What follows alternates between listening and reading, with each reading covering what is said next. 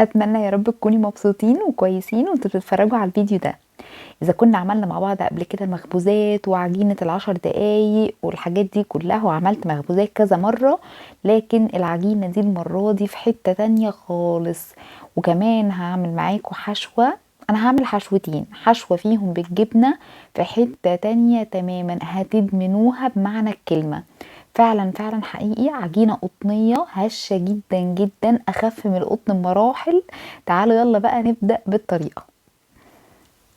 اول حاجة جبت عندي كوبايتين حليب دافي، دفتهم بس على النار، ما يوصلوش لدرجة الغليان ولا يسخنوا قوي عشان ما نموتش الخميرة.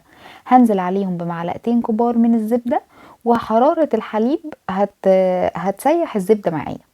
هنزل بمعلقه ونص كبيره خميره ومعلقه سكر، وهقلب الكلام الحلو ده مع بعض. وما اقولكوش لما الزبده يعني تخمر كده فيها الخميره مع الحليب، بتبقى الموضوع في حته تانية خالص.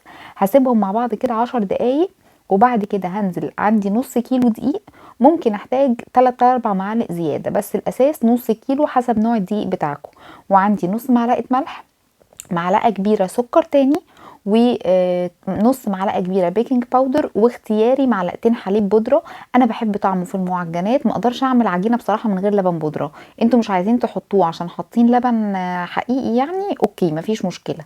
نزلت بعد كده بقى بالحليب الخمر مع الخميره والسكر والزبده.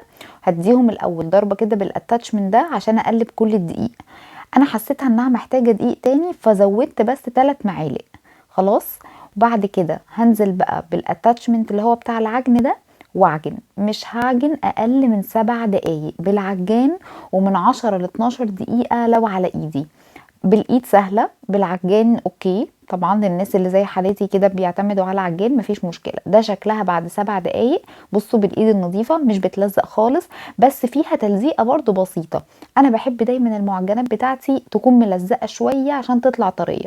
بصوا العجينه ناعمه جدا جدا. دهنت البوله شويه زيت وغطيتها بستريتش، وكالعاده هحطها في الفرن لحد ما تخمر، وبولع اللمبه. عندي بقى الحشوة دي خطيرة فوق الوصف. بصوا انا كان عندي شوية جبنة شيدر، حطيت عليهم فلفل اخضر وبصل اخضر، ويعني بصوا بتك على كلمة بصل اخضر دي عشان هو اساس الحشوة. وكان عندي جبنة كريمي بطعم الشيدر، وجبنة فتة بالفلفل. حطيت عليهم شوية نعناع مجفف وشوية ريحان مجفف وشوية بابريكا. انا ما كانش عندي نعناع وريحان فريش، بس لو انتوا عندكم حطوا. حطيت كمان شوية زيتون عشان بس ايه، كله كده يكون الملح مظبوط. انا ما حطيتش ملح خالص. ضربتهم بقى في الكبة، وهنا بقى سر الموضوع كله برضو. انا عايزاهم ناعمين كريمي كده، يدوب فيهم يعني حاجات بسيطة قوي قوي تتقرقش تحت البق، لكن الاساس يكون كريمي. دي كده الحشوة الاولى. الحشوة التانية عندي شوية سوسيس. بصوا انا مشتريتش حاجه، كله كان متبقي عندي في التلاجة، فكرت اعمل بيه ايه. انا مش من محبين السوسيس قوي بصراحه، فما كترتش من الحشوه دي. وكان عندي علبه بيبي كورن اللي هي الذره الحلوه، حطيتها قطعتها برضو. حطيت عليهم شويه مايونيز، شويه مستردة، وشويه رانش صوص، وجبنه موزاريلا. وهحط كمان ريحان، وهحط بابريكا، وهحط نص معلقه صلصه كبيره، يعني مش هكتر. بصوا انتوا بقى عايزين تحطوا كاتشب حطوا، عايزين تكتفوا بس بالصلصه تمام، زي ما انتوا عايزين. انا بوريكم افكار للحشوات، وفي الاول وفي الاخر اي حاجه عندكم في التلاجة طلعوها. بصراحه ريحتها برضو دي كمان كانت خطيره حلوه قوي كده. انا عندي الحشوتين جاهزين. العجينه بقى خمرت، جبت الصاج بتاعي دهنته زيت بسيط كده، وهبدا بقى اهبط العجينه. خلاص. بصوا العجينه ناعمه ازاي، ما فيهاش تشققات خالص عشان احنا عاجنينها صح. وخدت راحتها. هي قعدت معايا تقريبا في حدود ساعتين، لان بس الجو ساقع. بس لو احنا مثلا مش ساقعه قوي او المطبخ عندنا سخن، ممكن ياخد اقل من كده. انا قطعتها بقى كور كده متساويه. عايزين توزنوها بالجرام، لو حد مثلا بيطلع اوردرات اوزنوها بالجرام يكون افضل. انا خدتهم كده بالشبه بصراحه. قطعتهم بقى كلهم قطع كده متساوية تقريبا، وكل قطعة خدتها وقفلتها من ورا سرة كده. وبعمل الخطوة دي عشان انعم بس السطح. كده كده احنا لسه هنفردها، انا مش محتاجاها تبقى ناعمة قوي ولا حاجة. المهم انا عملتهم كلهم كور وسبتهم يرتاحوا 5 دقايق بس. على ما بخلص اخر كورة بتكون اول كورة ارتاحت، باخدها وابدأ اشتغل فيها. بصوا بقى الشكل ده شكل قمر قوي بصراحة، شكله حلو قوي يعني في التقديم عندنا ضيوف او لينا حتى احنا الولاد طبعا، علشان نقدر نغريهم ان هم ياخدوا حاجة معاهم المدرسة ولا حاجة، او يفطروا بيها الصبح يكون شكلها حلو شوية. حطيت الحشوة الجبنة في كيس كده حلواني عشان بس اسهل على نفسي ومعكش الدنيا كتير. بصوا بقى انا لفيت كده اهو، قفلتها وبعد كده خدت من الجناب عشان الجبنة ما تخرجش خلاص. وبعد كده هجيب سكينة، قطعة البيتزا اي حاجة، واعمل تشريطات كده او زي خطوط كده ماشي. وبعد كده هرجع اقفلها تاني.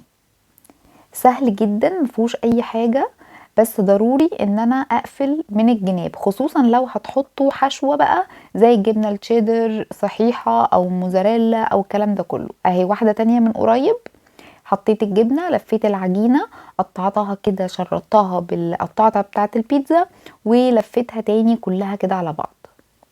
بس كده سهلة جدا وشكلها امور جدا ومفيهاش اي حاجة. حطيتهم بقى كلهم، المرة دي انا هخمرهم بطريقة مختلفة شوية. هحط الفرن عادي مقفول وكل حاجة، وهحطهم يخمروا 10 دقايق بس. جبت صينية وحطيت فيها مية مغلية ودخلت الصاج بتاعي يخمر من 10 دقايق لربع ساعة. خلاص يبقى ميه مغليه، البخار ده هو اللي هيخمر لي العجينه، وهو ده السر في هشاشه العجينه بعد ما استوت. تحفه فعلا. الشكل التاني بقى عملته بالسوسيس، قفلته كده زي الساندوتش عادي. ده شكل برضو يعني ظبطت شكله كده عشان لما يخمر يخمر متساوي. خلاص بعد كده جبت كورة وعملتها على شكل بيتزاية صغيرة شوية. حطيت بس شوية صوص في الأرضية قبل ما احط السوسيس بتاعي. ممكن طبعا تحطوا صلصة بيتزا، ممكن تحطوا كاتشب، على فكرة هيبقى طعمه حلو، انا بس ما كانش عندي كاتشب. وحطيت بقى السوسيس، الخلطة كان فيها جبنة موزاريلا فانا مرضتش احط جبنة موزاريلا على الوش، بس لو انتوا عايزين تحطوا اوكي. بعد ما اختمر بقى اول صاج دهنته بيضة عليها شوية حليب وشوية فانيليا، ودهنت الصاج كله كويس قوي، وهدخله على فرن على درجة حرارة 220. انا حطيت شوية سمسم، ممكن تحطوا حبة بركة تحطوا زعتر زي ما انتوا عايزين. انا خلصت الكميات كلها اللي بالسوسيس واللي بالجبنة، ودخلتهم على درجة حرارة 220 لحد ما احمروا من على الوش، حتى انا ما اضطريتش اشغل الشواية. لو بتحبوا المخبوزات طريه قوي غطوها، لو بتحبوها مقرمشه شويه كده خلاص سيبوها وما تغطوهاش. بس كده كله خرج من الفرن يا جماعه، لازم لازم تجربوها، ولازم تجربوا حشوه الجبنه دي بالذات لانها فعلا كانت خطيره، هشه جدا، طعمها تحفه تحفه تحفه. اتمنى ان انتوا تجربوها ويا رب تعجبكم زي ما عجبتني، وتقولي رايكم فيها ايه. ولو لسه بتتفرجوا لحد دلوقتي فشكرا جدا جدا ليكم، بحبكم. باي باي.